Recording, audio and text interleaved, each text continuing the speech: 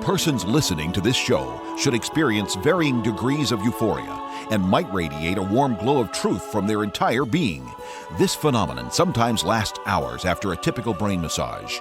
If you are listening with another lights-on listener and they begin to glow, don't be concerned. This is a phenomenon normally associated with Pastor Scheidbach's patented brain massage technique and merely means the truth has set them free. The devil beware. Pastor Scheidbach is on the air. Hello, I'm Dr. Scheidbach, pastor at the Lighthouse Baptist Church in Santa Maria, California, and your brain masseur. Get ready for your brain massage. The battle for America is on. We're going to work on learning to hear the serpent's hiss behind the blah, blah, blah that comes from that den of vipers called the Deep State and their propaganda organ called the MSM. Benjamin Franklin, on November 11, 1755, writing on behalf of the Pennsylvania Assembly in reply to Governor Morris's refusal to support a tax bill passed by the Assembly, said, quote, "Those who would give up essential liberty to purchase a little temporary safety deserve neither liberty nor safety," end quote. And by the way, for all the NPR snobs out there, I tune into NPR from time to time. I'll debunk the lie that the context in which Benjamin Franklin expressed the sentiment makes it mean the opposite of what it obviously is saying. That's nonsense. I'll discuss that Saturday night during Brain Massage Live at 8 p.m. You can check in with me.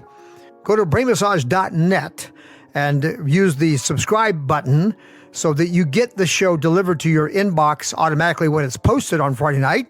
And also let me know you want the link to join our live stream on Saturday evening at 8 p.m. Speaker Johnson broke a tie vote on the FISA bill, the one that allows the highly trusted and venerated FBI, the beloved FBI, to spy on American citizens without obtaining a warrant from an independent judiciary. Guess how Speaker Mike voted? Does my tone give it away? Why does this matter? Wait for it. The CDC COVID vaccine pushers push back against the evidence that we see with our eyes and the multiple reports we're getting from doctors who treat patients. I mean, the ones that actually work with patients. Alas, however, the authority has spoken and said there's no relationship between the vaccine and all of these deaths we're seeing. But it's hard to listen and not laugh at a naked king talking. OJ's final contribution in this life was befitting his reputation as a murderer and a thief. And in the "I'm shocked you don't get why we don't believe you" department, the U.S. Department of Education is now promoting non-binary teachers, whose pronoun is MX, not sure how to pronounce it, to introduce your kids to the pseudoscience of gender confusion, laying down the path for our kids to feel comfortable questioning their own biology and accepting the life-destroying lies that support sterilization and mutilation. Finally, here are the bombshell revelations of Biden's former stenographer. Now, that's someone who writes down what you're saying as you say it, a written transcription of speech. And this is done in preparation often for to gather material for a biography or a book. Mike McCormick, Biden's stenographer, confirms what I've been saying about that snake all along. Okay, my friends, it's time for your brain massage. Truth, served here, flavored by delectable wit, delicious sarcasm, succulent sagacity, a gourmet meal for the mind. Hearing the serpent's hiss behind the blah blah that comes from that den of vipers called the Deep State and their propaganda arm called the MSM or legacy media might be more art than science, but anyone paying attention with a capacity for critical thinking can tune their ears to hear the hiss. Speaker Johnson is waffling on his promise not to support renewing Section 702 of the Foreign Intelligence Surveillance Act, or FISA. You know, the provision used to spy on Trump and his campaign, the act used to manufacture Russiagate, the act used to provide cover for repeated encroachments upon the privacy of Americans from government snooping.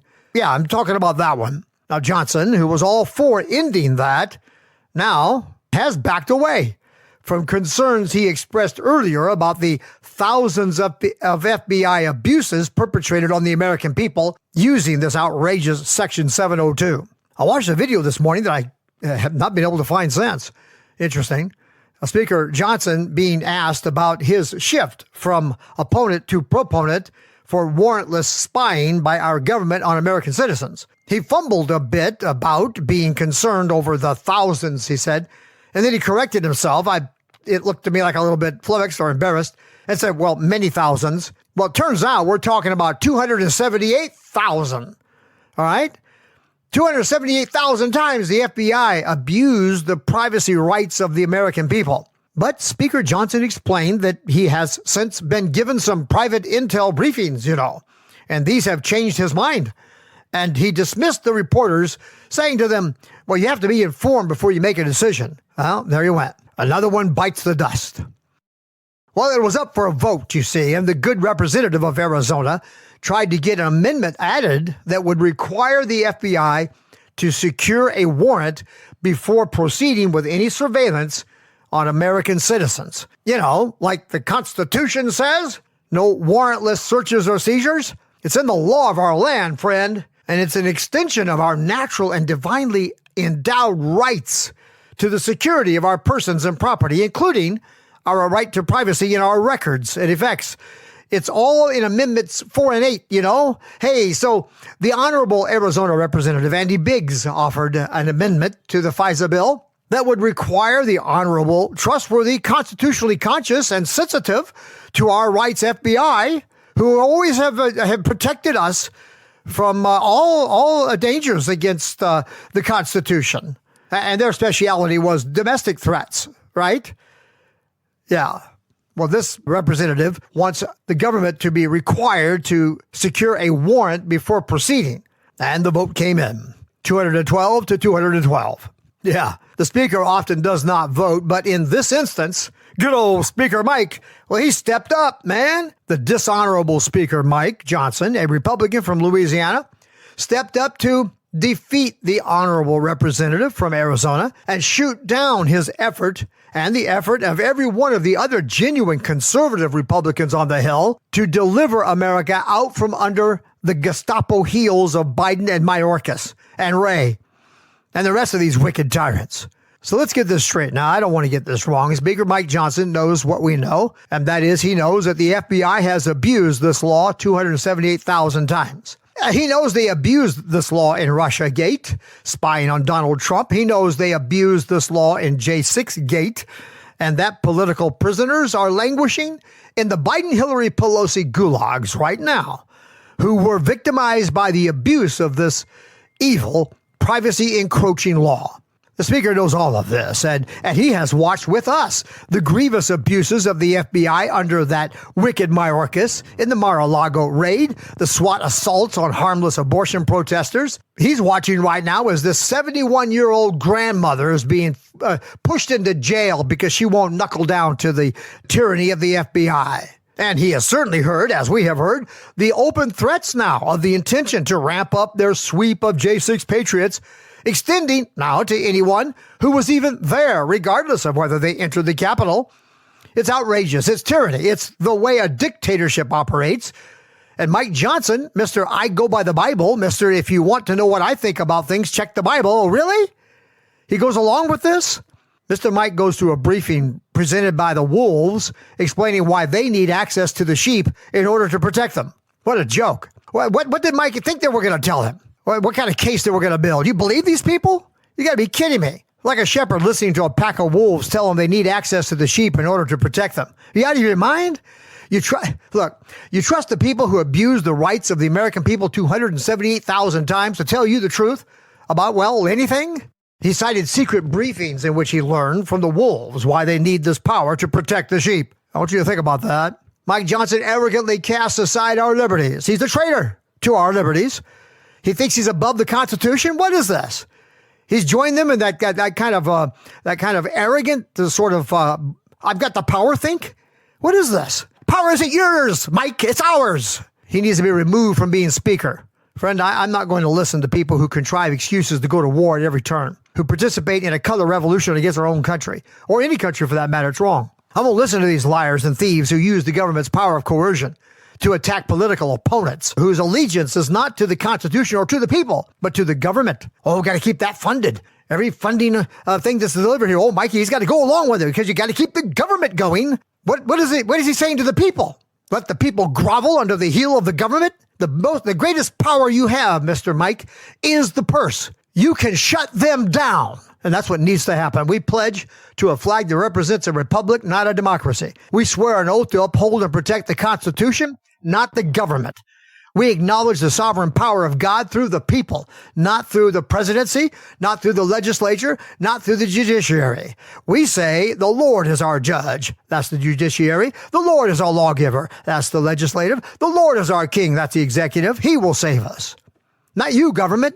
The people are first under God and only secondarily under the government. The powers that be are ordained of God. The government gets its power to act from the same place we get our rights. Did you know that? The government is expressly charged with the duty to protect those rights. The power is commanded to execute wrath against the doers of evil. And when they don't behave that way, we're supposed to wrestle against them, not go along with them, but wrestle against them. Government has no authority to use its power against the righteous, according to Romans chapter 13. As far as God is concerned, such power doesn't even exist. He doesn't recognize it. He refuses to acknowledge it, and so do I. Read Romans 13, Mr. Speaker, and the rest of you Christians. Read it, for heaven's sake. Pay attention to what you're reading. There's no power that is not ordained of God. The powers that be are ordained of God. To do what? To execute wrath against evildoers and to reward the righteous. It doesn't say the power is ordained of God to do whatever it wants. Where did you find that neat little passage that gives government divinely ordained authority? Did you not find it in the Bible? Did God give government divinely ordained authority to encroach upon our divinely ordained rights? What came first? Our divinely ordained rights or the divine ordination of government? I'll tell you what came first, our rights.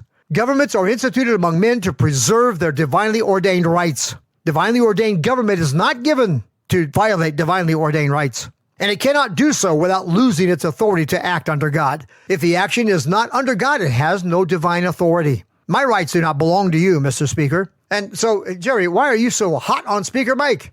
I don't know how many Republicans were involved in that group that stood up against the Honorable Andy Briggs amendment, but you can bet they were all rhinos who voted to continue the Biden-Mayorkas tyranny for another 2 years. The reason I'm concentrating on Mike is, and I think God did this, man. Think about it, Mike. The whole thing was set up where the entire matter was put into your hands.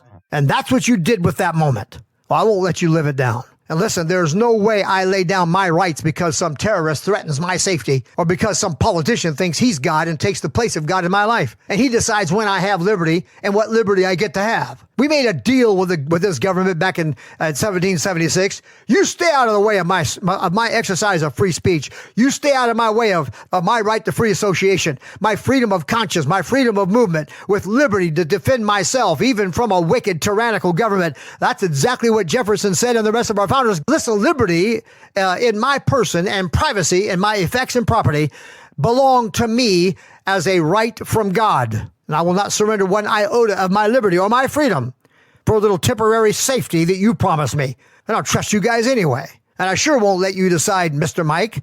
I will not allow you to decide what you will do with my liberty. And when the government decides, I don't have that liberty. It comes from God. It's by consent of the governed. And the authority of government to rule is by consent of the governed. And I refuse my consent to this tyranny, and I don't think Americans want it. Another bill must be introduced immediately to cancel this wicked business. MTG, start proceedings to get the gavel away from that jackal. He's not fit to be speaker if he thinks it's okay to take away our liberties because the government declares some sort of emergency. Government serves, it is not the master. Government is a servant to the people, not their father, not mommy, not the beneficent uncle. Look, government is a beast that must be tethered to the bands and cords of Christ, or else it will become a Leviathan that ravages the people of their person, their property, as we have daily witness.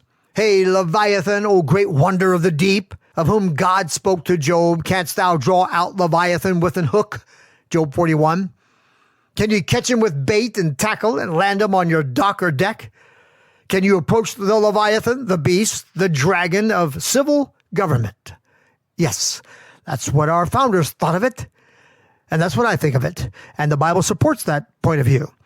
Can you put a hook in its nose or bore its jaw with a thorn? Will the beast, well fed with money it rakes off your labor, which is strengthened more every day with the power it steals from you, will he make supplications to you? Will he speak soft words, or will he roar like a fire-breathing dragon, calling all MAGA Americans terrorists and stand between banners of blood red, flanked by symbols of military might, and then threaten to bring the power of Leviathan to chase you down and steal from you? And that's exactly what they've been doing. And Mike, you just empowered them to keep it going, to come and steal and kill and destroy. Will they make a covenant with you? Will you make Leviathan a servant? God said to Job, lay thine hand upon him. Remember the battle, do no more. Verse 8 in Job 41. I need to wrap the segment. Do you not know that God used the name Leviathan to identify the devil himself, and also used that name to identify Egypt's power that was exercised over God's people in brutal tyranny? That was Leviathan. And he said he broke the heads of that beast then. See the connection between Satan and government. He started it with Nimrod, organizing a government out from under God, and the battle has raged ever since. Now, don't think me stretching to draw an analogy between government and Leviathan. Our founders did. In the end of the world, Antichrist, the Satan-embodied man, will raise up the beast, that is, the government, that will rise up in power and devour the world, destroying a fourth of the entire planet's population, and then going on from there to go after another third. But although Job in his day, as righteous as he was, could not handle Leviathan, did you know that today the smallest saint submitted to God by merely resisting him can make him flee? We're in a different dispensation now, friends. It's not like it was in the days of Job. And why? Because Christ has come. That mediator he longed for, that he desired, that he cried for, has come. And our founders did lay upon that beast bands and cords of Christ, of Christian principle and precept, to restrain him, to tame him, to bring him under the will and power of the people. And the kings of the earth and princes have labored together in the darkness to break these bands and cords of Christ from Leviathan, to let that beast rise in the world and devour mankind. But I'm here to tell you, so long as there is a remnant of God-fearing, Jesus-loving Christians surrendered to God, submitted to him, Leviathan can rage and rampage and breathe out his threatenings and even fire, but he will not pass the command of Christ. In Jesus' name, under his authority, let us rise submitted to God and go forward resisting the devil. And that's when he'll flee. It's in the book, friends. Come see me this Sunday, and I'll talk to you some more about that.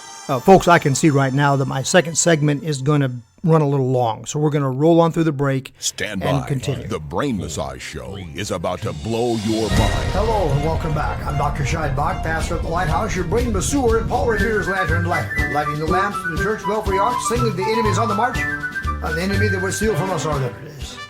Train your ears to hear the serpent's hiss, even when it's hidden in the mouth of a Christian.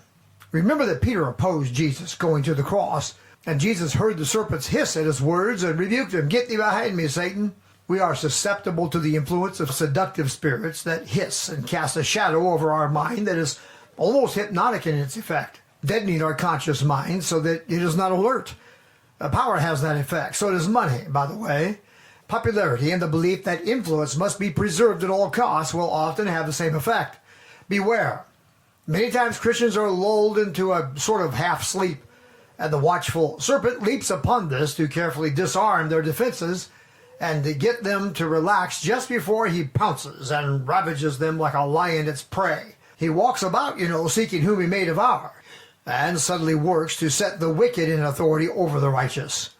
As a roaring lion and as a raging bear, so is a wicked ruler over the poor people. And every people is poor who has wicked men to rule them, or women. Indeed, the Bible says, when the righteous are in authority, the people rejoice.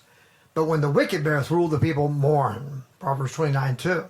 Now, one way the serpent gets authority is through fear and intimidation. He makes you afraid that some terrorist is going to get you. The old boogeyman device that your parents used to keep you in bed. So you give up your liberties to wicked rulers. You're afraid some invisible bug is going to get you, so you give up your liberties. That's because you fear men and do not fear God. You trust men rather than God. Now, the fear of man is a snare that will bind you in evil and terror. In the fear of God, there's righteousness and peace. Trusting in the arm of the flesh is always a sure path to oppression. I guarantee it. Trust in the Lord with all your heart. Well, he will direct your paths to the truth that will make you free and to the Spirit where there is liberty. We made a contract with the government written out in the Constitution. The people's rights belong to the people, and the government protects our liberties and has no right to trample upon them. The SARS-CoV-2 scare was used to deny us our liberties without our consent, and yet there was passive consent, and it almost cost us our liberties. I mean, entirely. They got away with trampling our personal human rights, stealing an election, nearly succeeded at completely ruining the country, but people began waking up and resisting. And when that happened, Leviathan retreated. No more passive consent to mandates, my friends. Get my book, Let My People Breathe, and learn the truth about masks and health mandates generally, from both a scientific and biblical perspective. The CDC COVID vaccine pushers are out in force working to counter the evidence that we see with our eyes and that is reported consistently by doctors who are our neighbors, telling us something is bad wrong with this vaccine. I mean, the doctors that actually work with patients, you know what I mean? And they're seeing a serious uptick in cancer patients, and our morticians are finding huge and unusual blood clots in corpses. And we've been inundated with a multitude of videos of young people falling dead. Yet the authority has spoken, right? CDC says there is no evidence that COVID vaccines cause fatal cardiac arrest or other deadly heart problems in teens and young adults. Let's take this statement apart, shall we? Another lesson on how to hear the serpent's hiss behind his servant's lies. There's no evidence. That means there's none they acknowledge. It also hides the fact that they did not do proper randomized controlled trials sufficient to ascertain the risks, and it hides the fact that what their own records show from what testing they did required them to list as potential risks every single one of the issues that we are now seeing develop since these shots were introduced. But they said there's no evidence, and so there isn't, because the authority has spoken. Here's a report from the Harvard Gazette of a dramatic rise in cancer in people under 50. Here's one telling us about a new pandemic called turbo cancer. Another study shows there is some link between COVID and cancer progression. All of these studies are written in a manner that contrives to allay fears. We have all seen what happens to doctors and scientists who stray from the official narrative. But if you read deeply, you'll notice what I have noticed, the hiss of the serpent, language that is designed to obfuscate, to equivocate. Many ideas presented in these science studies are crawfishing across the pages, friend. Now, here's one that raises the question of whether the COVID-19 vaccine reduces natural immunity response. Got an interesting observation in my footnote here you might want to look at. With all the talk about a vaccine-cancer connection, OJ's death by prostate cancer coming only some months after he came out and told everybody to get the shot, because he did, has raised a lot of eyebrows. Now watch his jab promo. I've got it linked here. It'd be like, hey everybody, I trust the government, so should you. They let me get away with murder. Why shouldn't we let the government get away with it too? He. Go get your jab, I did, and then I died with the turbo cancer. Listen for the serpent's hiss and the lies of his vipers, the children of disobedience spewing lies that coyly finger call you toward the maw of hell. And they keep attacking ivermectin, as a treatment for COVID. They're getting more sophisticated in their efforts to tell us ivermectin does not work as a COVID treatment, although I have personal experience to say that it does. At first, they summarily dismissed it as a horse dewormer. And then they would snidely say, you're not a horse, are you? They did this knowing that ivermectin has been used for decades to treat humans with various parasitic diseases. So now they trot out a guy who matter-of-factly states ivermectin is a horse dewormer. But it has been used very effectively for humans also for decades. See, where was that before? These people are liars. But anyway, so now they're admitting, yeah, it's a dewormer and it works for humans. But according to our recent trials, it simply doesn't work on patients suffering from COVID. Well, you know what? I don't believe you. I think you're a liar. You're right? Do we believe this guy? Why should we? Why should I believe a single word that the government-established medical community puts out?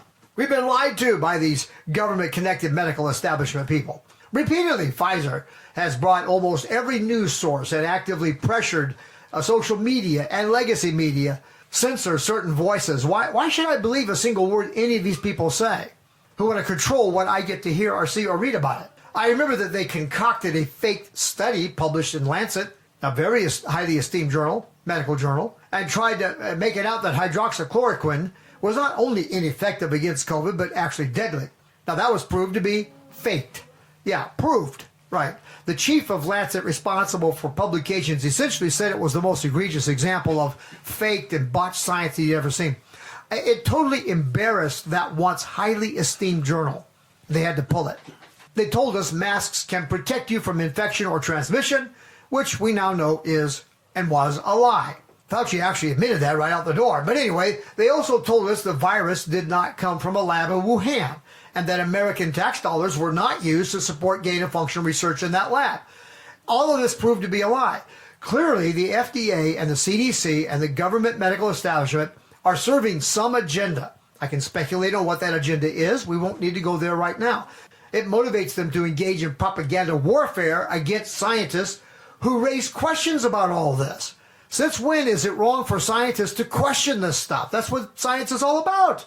The FDA and the CDC, with the support of the FBI and all of the DOJ, and even the DOD got involved in all this, go all out, even to the sacrifice of our liberties of free speech and conscience and even movement, to squelch any and all opposition to the government narrative.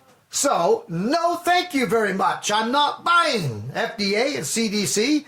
You and the rest of this medical establishment that's connected with the government, you've lost your credibility. You have none. And those, you don't just waltz in and pick up where you left off. And those institutions need to be disbanded, certainly defunded. We don't believe in you, as simple as that. And in the you still don't get why we don't believe you anymore department, the United States Department of Education is now promoting non-binary teachers whose pronoun is MX to introduce your kids to the pseudoscience of gender confusion, laying down the path for our kids to feel comfortable questioning their own biological gender and accepting the life-destroying lies that support sterilization and mutilation that permanently damage these kids. So hear the hiss. Kids do better when they see themselves in their schools, their educators, their leaders, and their library books. You gotta be kidding me. So, okay, here's a kid that wants to murder his parents. He should be seen in the library books, right? He should be seen in the teachers. This is stupid. Mike McCormick was Biden's stenographer from 2011 to 2017. And he confirms what I've been saying about that joker all along. In an interview with Town Hall, McCormick said, and I quote, "When I worked for him, I thought Joe was harmless, egotistical, buffoonish, and unpresidential, but harmless. Now I think of him as an evil criminal who should be impeached and imprisoned." McCormick personally witnessed Biden negotiating the deal with Burisma that involved directing U.S. funding towards Burisma, quote, "in exchange for placing Hunter Biden on the company's board of directors," end quote. The documentation here. His claim is corroborated by the emails that have been gleaned off Hunter's laptop. McCormick points to occasions in which then Vice President Biden altered, quote, "official communications to disguise the true nature of U.S. energy assistance to Ukraine and the direct financial benefits received by the Bidens," end quote.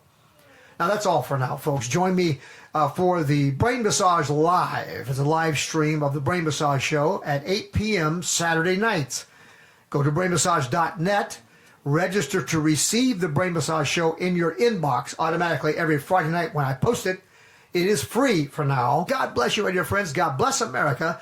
And come on by and see me in church. Very important messages that we'll be delivering from the pulpit of the Lighthouse this weekend.